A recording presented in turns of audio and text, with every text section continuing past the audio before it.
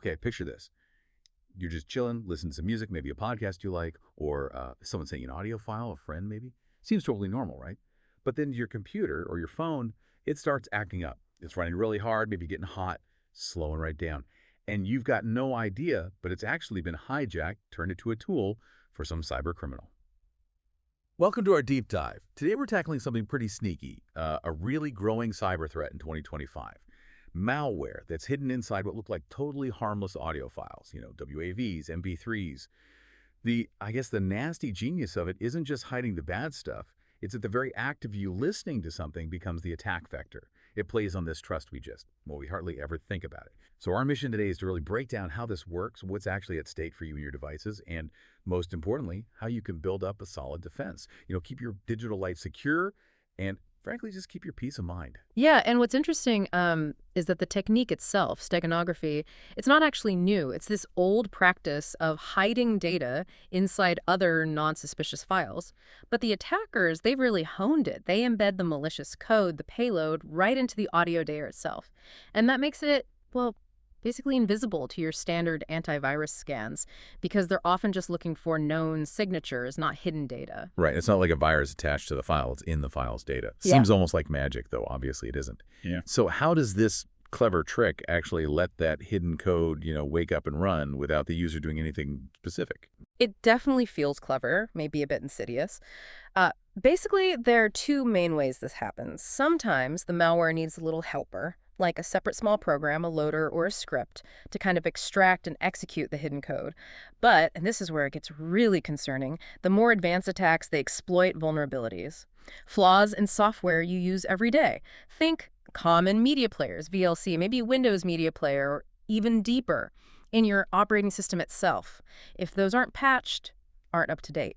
The malware can use those flaws to just run automatically. No extra clicks needed from you. Wait, so you're saying I could just hit play on a dodgy WAV file, maybe in the media player I haven't updated in a while, and boom, you could install, I don't know, a crypto miner or a backdoor without me doing anything else. That's exactly it. Wow. Okay, that's unsettling. So it's not just about being careful what I download, but what I actually play. Precisely. And how do these files get to you? Well, it's the usual suspects mostly.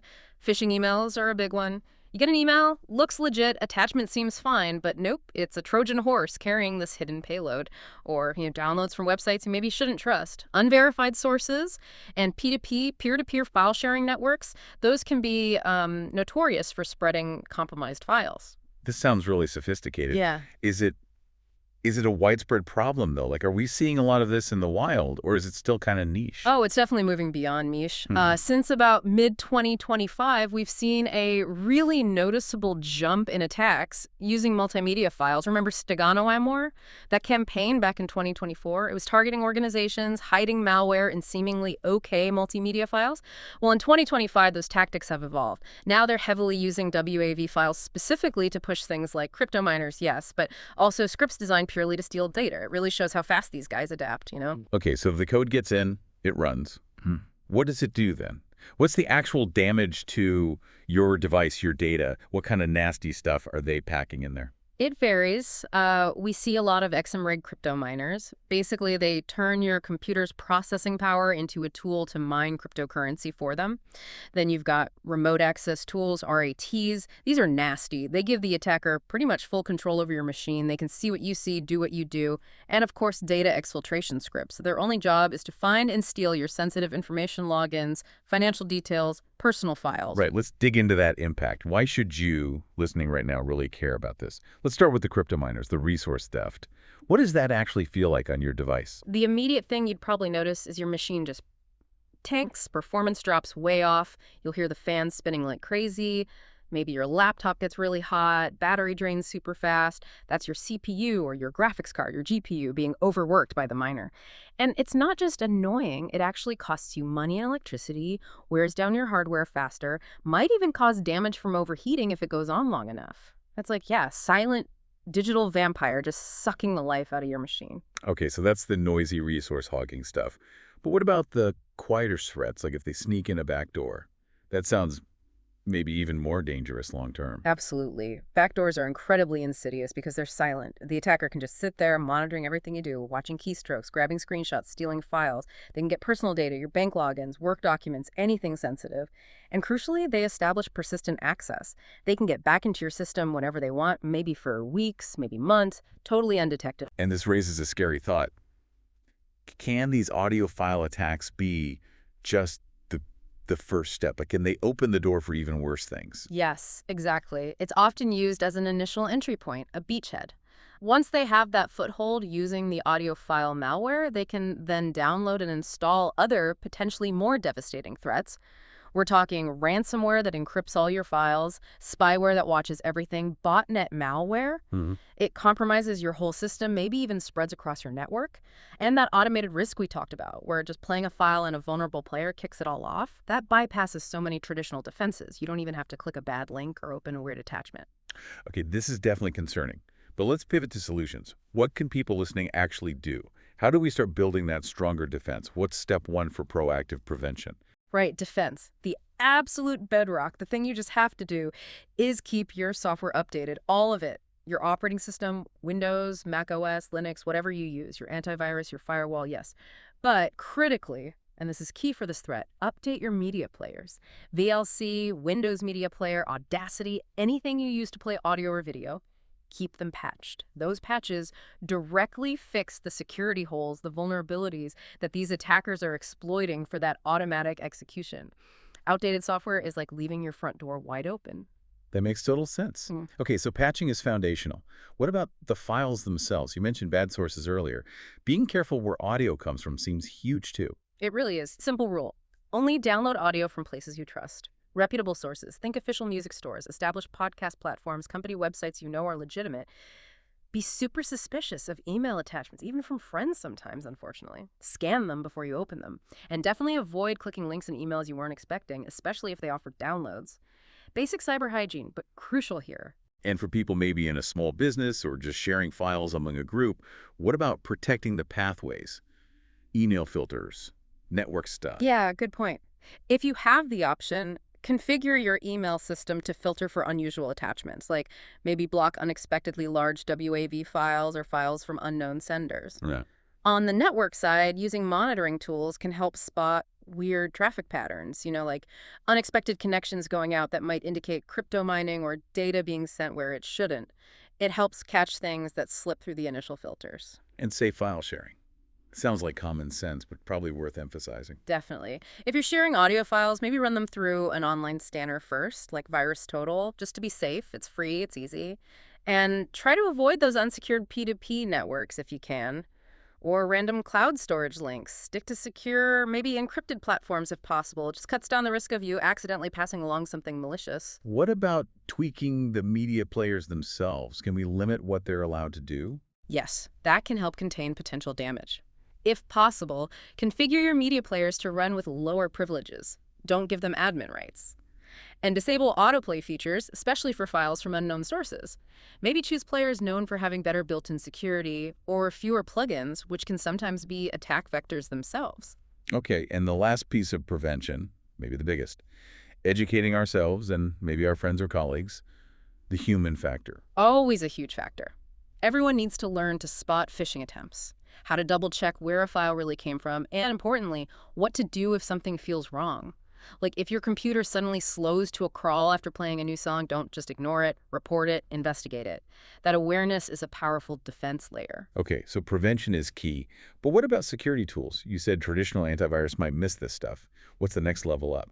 Right. This is where you need something more advanced than just signature-based AV. We're talking about modern endpoint protection platforms, EPPs. Think tools from vendors like Imperva, Fortra, CrowdStrike. There are several good ones. These use things like behavioral analysis, machine learning. They don't just look for known virus signatures. They look for suspicious activity. Like, why is your media player suddenly trying to make weird network connections? Or why is CPU usage spiking unexpectedly after opening an audio file? That kind of behavioral detection is crucial for catching these hidden zero-day steganographic threats that traditional AV might completely miss. It's about spotting the weird behavior, not just the known bad file. Right, spotting the behavior. So if AV might miss the hidden payload, how do we actively try to find it? If we suspect a file, sounds like we need some special tools or techniques. We do.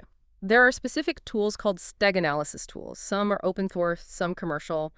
Names like steg detect, steg expose come to mind. These tools analyze the file itself, looking for statistical anomalies that suggest hidden data. They might look at file entropy, Git patterns, things like that. So, for example, if you have a WE file that's, say, only a few seconds long, but the file size is huge, like 50 megabytes, that's a potential red flag. Or if the file's data looks unusually random, high entropy. Big caveat, though. If you're going to use these tools, run them in a safe space. A virtual machine, an isolated sandbox. You don't want to accidentally trigger the malware while you're investigating it. Okay, so specialized tools. Yeah. But you're also saying we can play detective ourselves just by watching our system. Absolutely. Be vigilant. Keep an eye on your system performance. Use Task Manager on Windows or Activity Monitor on macOS, or commands like top or htop on Linux. Look for processes eating up way too much CPU or GPU power, especially ones you don't recognize. Also, watch your network activity. Tools like Wireshark or even the built-in Windows Resource Monitor can show you if your computer is making unexpected connections outwards, maybe to known command and control servers or crypto mining pools. And again, those EPPs we mentioned. Their behavioral analysis engines are designed to flag exactly this kind of suspicious activity automatically. A media player suddenly trying to run code or phone home. That should raise an alarm. What about just looking at the file's details, the metadata? Can that give anything away? Sometimes, yeah.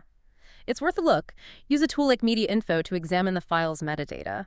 Look for weird things, unexpected tags, creation dates that don't make sense, origins that seem suspicious or don't match where you supposedly got the file from. It's like checking the postmark and return address on a sketchy package. Might tell you something's off. And don't forget logs, system logs, application logs, even media player logs sometimes. They might record errors about malformed files or show signs of unauthorized processes being launched. Got it. And you mentioned a few other quick tips earlier. Hash checkers, Oh. firewalls, backups. Yeah, quick recap on those.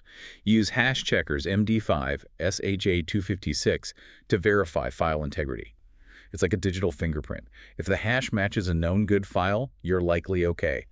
If it doesn't, be suspicious. Make sure your firewall is enabled and configured to block unexpected outbound connections. Malware often needs to call home. If you're in an office or even a home with multiple devices, consider network segmentation. Keep devices that handle untrusted files separate from critical ones. And backups. Always, always have good recent backups of your important data stored offline or in secure cloud storage. It's your safety net if things go really wrong. Okay, the worst case scenario then. You click play, things go weird, you strongly suspect you're infected. What are the absolute immediate first steps? Containment, right? Containment is critical. First thing, isolate the device immediately.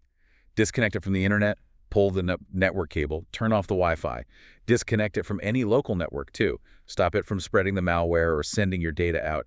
If you can, move it to a sandbox or just keep it powered off until you can analyze it safely. Okay, isolated. What's next on the emergency checklist? Scan, scan, scan. Use a good updated antivirus or anti-malware tool. Malwarebytes, ESET, Sophos, whatever reputable tool you have. Run a full system scan and maybe even follow up with a second scan from a different vendor's tool or a specialized removal tool just to be thorough.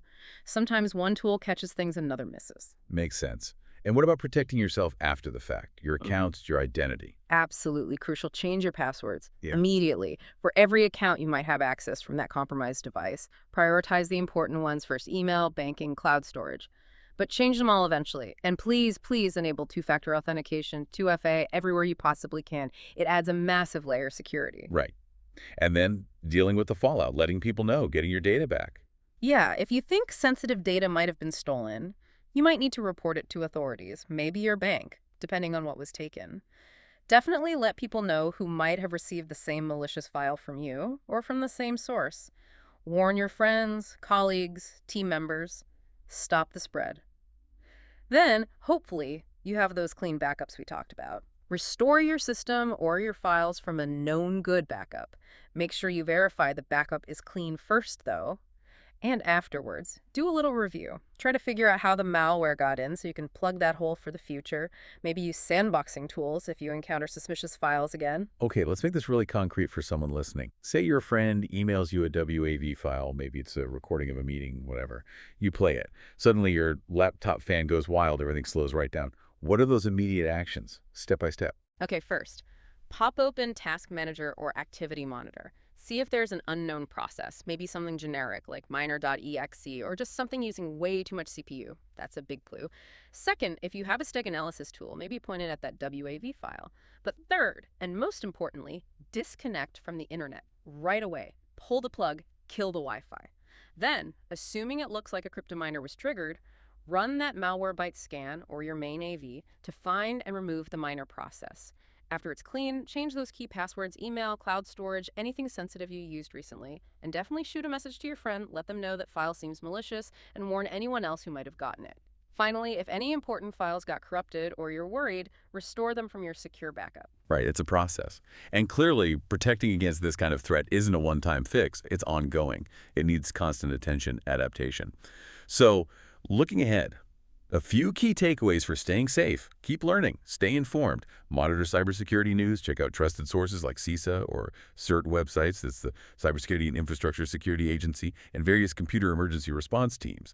They track this stuff. Keep educating yourself and maybe your family or work group. Safe file handling, spotting phishing, verifying sources, it all matters. Maybe periodically review how you and your group share files. Are you scanning things? Are you using trusted platforms? And maybe even test your own defenses sometimes. Run a safe audio file through a stack analysis tool just to see how it works. Or maybe do a practice phishing drill if you're in a team, see if people spot it. Keep those security muscles sharp. This whole landscape of hidden threats, malware tucked away in everyday files, it really hammers home that even stuff that seems totally harmless can be dangerous online. This deep dive, I think, it really underscores how that fundamental thing, digital trust, is being exploited. It forces us, or it should force us, to question interactions, even simple file shares, to really adopt that mindset of verify first, then trust, instead of the other way around. Which leads to a bigger thought, maybe. What does this all mean for how we build and maintain trust, build relationships in our increasingly digital world when the invisible can be weaponized like this? Something to think about.